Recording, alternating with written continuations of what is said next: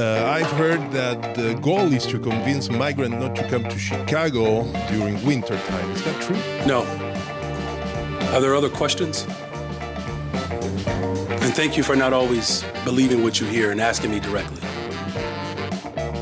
Chicago Mayor Brandon Johnson there taking questions about the migrant situation and how the city is handling that. In particular, him going to the southern U.S. border to see all this firsthand. So the mayor yesterday, actually this was on Wednesday after the city council meeting, taking those questions and revealing that indeed he is going to be going to the southern U.S. border. He was asked about the contracts for the base camp tents and how they're working to get through that situation. He was asked about the sentiment of residents in Chicago, especially black Chicagoans, not happy about the lack of resources going to their communities while they seem to be focused on the migrant communities and spending tens of millions of dollars. I mean, we're talking statewide between Chicago and city taxpayers and state taxpayers. We're talking more than $500 million thus far spent on this. So clearly it's a problem. And even you've got Mayor Johnson seeming to stop himself from calling it a problem and calling it a dynamic. So we'll hear a little bit of that later on, but let's hear what the mayor had to say ultimately, and even what the governor has to say after that about the resources for Chicago when it comes to dealing with the migrant situation. So this is a collection, some of the highlights of the Q&A that Johnson was addressing earlier this week. And again, he talks about the buses arriving. He talks about his trip to the southern border he's preparing to take. When that's going to happen, not too sure yet, so we'll be watching for that. But he also is asked about, this an effort to try to derail the DNC that's going to be happening next year in Chicago. So a mix of all of that. Here's Brandon Johnson. 14 buses today. We're getting word that it could be as many as 22. This is a growing crisis, not just for the city of Chicago, but for the entire globe. The population shift that we are experiencing as a result of the failure of federal policies is now impacting the people of Chicago in a very dramatic way. And so that's why I've been standing up a brand new shelter every single week. We've renegotiated a contract that I inherited multiple times to cut the cost on services. And so my concern did not start last week. It didn't start today. I've been concerned about this. And this is why, for the first time in the history of Chicago, we have a deputy mayor dedicated to this very issue. We knew this was coming. The type of governance or lack of governance that we're seeing from the Republican Party, we've been knowing this. This is the same party that tried to overturn an election. You can't put anything past these individuals. So absolutely, they want to punish Chicago for being the greatest freaking city in the world. But we're going to continue to band together, do our part to make sure that we're showing up for people who have needed the government to respond to their critical needs for generations now. So going to the border is to make sure that everybody knows that my administration is committed to making sure that we are putting together the full force of government at every single level to ensure that these families, who, by the way, they're not illegal. They're asylum seekers. They are protected by international law. I've heard that the goal is to convince migrants not to come to Chicago during winter time. Is that true? No. Are there other questions? And thank you for not always believing what you hear and asking me directly. We need to go assess the situation. Just like our team has gone to D.C., we need better coordination, quite frankly. This is a dynamic but here's the thing. I recognize what our southern states are dealing with. And so going to see it firsthand. So yes, Craig, we're going to assess the full situation, and that also requires our team to be at the border. Thank you very much. Well, when do you go, sir? I mean, y'all want to know all my business today? Yeah. Justin. Soon. Like in a week, 2 weeks? Soon. Justin. Just to clarify, when is the team? Soon as possible. Look, I'm still running a major city. I have children who attend schools who have soccer games, y'all. You all are asking me as if I'm not a parent in this city. I get it. I'm mayor. I get it. But you're asking me to give you a date, and I have to court. Do you understand that you have not had a mayor like me? I get that. I have a wife. I have children. They have schedules. And plus, we still have public safety that we have to address. We still have the unhoused that we have to address. I still have a budget that I have to address. And I'm doing all of that with a black wife raising 3 black children on the west side of the city of Chicago. I am going to the border as soon as possible. But I got to coordinate that with running the government and making sure that my wife and children are secure as well. Thank you, Lawrence. Okay, and can you There are clarify? you have another question. So do. you had one question asked 4 different times. All right, go ahead. I was Go ahead, following up for a Lawrence. colleague. Can you clarify on the NASCAR contract? You're saying All more right, so revenue. he goes on to address a few other things top of mind for the city of Chicago. So a lot there that Mayor Brandon Johnson had to say, especially about the idea of going to the southern U.S. border and what his ultimate goal is. It's not to tell people not to come because it's cold. It's to tell people that Chicago's going to do its job.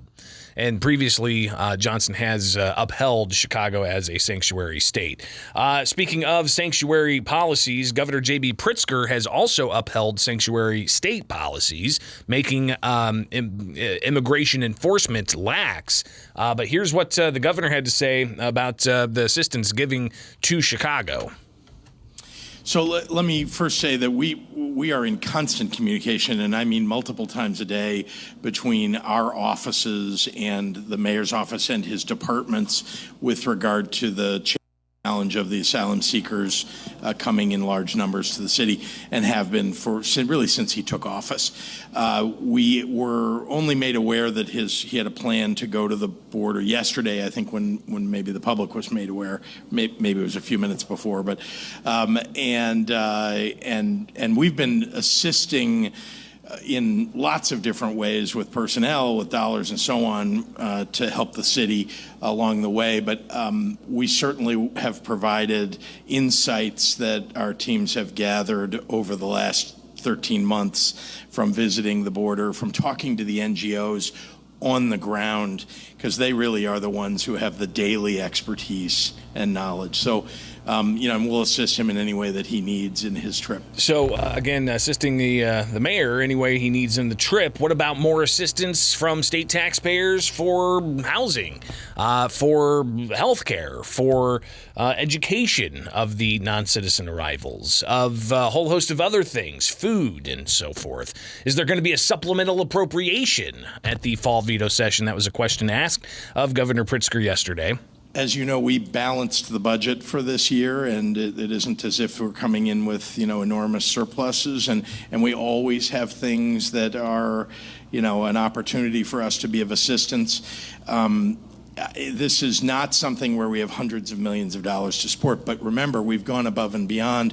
We've taken some of the programs that have pre-existed this crisis and sort of adjusted them to help with the migrant crisis. Let me give you one example. Our rental assistance program, which is very important for helping people that just fall just under the ability to pay their rent.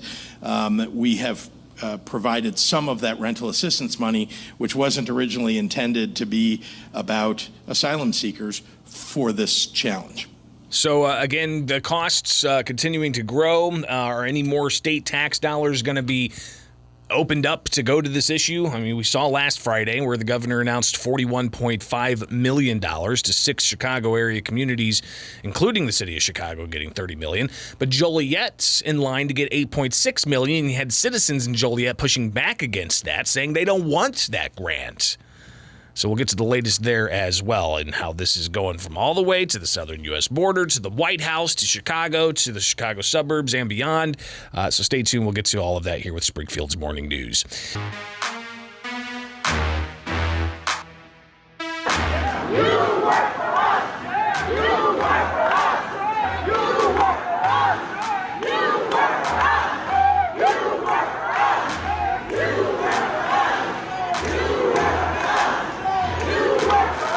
That's the public up in Chicago earlier this week. Video captured by Mark Weilmerler on Twitter. We've had him on the show before. He's just A citizen of Chicago that shows up to these types of events and talks to all kinds of people, and pretty incredible to see that. Of course, that's in Chicago, where you've got residents upset about the lack of resources going to their communities, and instead you've got a lot of resources, a growing number of resources going to the migrant community. So again, here is just some more of the frustrations that are being felt up in Chicago by the city's taxpayers. And this is from a hearing earlier this week where the public came out to express their concerns as to the growing issues of the migrant crisis. Our safety, our kids have a place to go and soak up our senior because I'm one of them. So my thing is, I don't need my taxes going up. I pay my taxes to come to this park, and you all have no right to just make a plain decision to take. So clearly, the sentiments are seeming to turn. Maybe that was why we saw the White House change direction and actually go to fund the border wall and to start constructing the border wall. But that was Chicago, where they've got 15,000 migrants. In Joliet's set to get $8.6 million to fund migrant care, and that was something that the township wanted. And it was announced on Friday that the township was getting that $8.6 million. But we heard earlier this week, city officials in Joliet say they never applied for this. So that's still tied up. But during that city council meeting in Joliet, you had members of the public on both sides of this issue talk about the importance of compassion, but also the importance of Americans. My name is Doug Casper. I live here in Joliet, and I have what we call a house of hospitality. And over the years, I've taken in a lot of people. Lately, a lot of migrants seeking asylum. I've taken in over 19, in fact, over the last couple of years. All good people. And I just want to state that. I like to quote the Hebrew scripture, "You shall not oppress an alien, for we were once aliens ourselves." So that citizen letting his voice be heard to say we got to be compassionate, but you had others get up there to raise concern. Here is just another citizen in Joliet over this past week saying that we just can't handle this. And health care. Right here in America, families are being forced off of Medicaid. They're being forced to pay. They're recuperating from COVID. We've got homelessness, homeless vets right here in America. And I certainly agree with the young lady that spoke earlier. Let's take care of our own. We're still sending billions of dollars to different countries, but we cannot give American citizens debt relief for trying to improve their living by going to school. So just think about the finances, the education, the strain on health care that's coming to the community. So let's think about the community as a whole. Look at what's going on in Chicago in different areas where they're just inundated, busloads of people. Personally, I think there should have been a collaboration with the mayor of the city of Joliet, the county board, the senators, the local politicians. This should not have been done in a silo. So again, that's one resident of Joliet raising concerns and saying that this shouldn't have been done in a silo, and that's something that seems to have appeared to have been the case with the $8.6 million that the city of Joliet's township government is set to get. But the township government says they're going to keep going with this grant. Angela Contreras, the Joliet Township supervisor, telling the Herald News at the moment, I do hear the concerns from the public, but we are evaluating all options to help our agencies in the area before committing to not accepting the grant. The grant is going to be used to fund services already being provided, according to the Herald News. especially with the Spanish Community Center and Will and Grundy County Medical Clinic, two organizations named as grant recipients. Contreras said, I envision that the grant just stabilizes the work the organizations are already doing so that they don't go under. The people are here already, and we don't want the system to go under. So it looks like Joliet's going to still have to grapple with the idea of getting $8.6 million to help with migrant care while you've got... the township supervisor in Joliet saying they're already in Joliet. So where this goes from here, well, we'll definitely be watching it. But obviously the sentiments seem to be spilling over.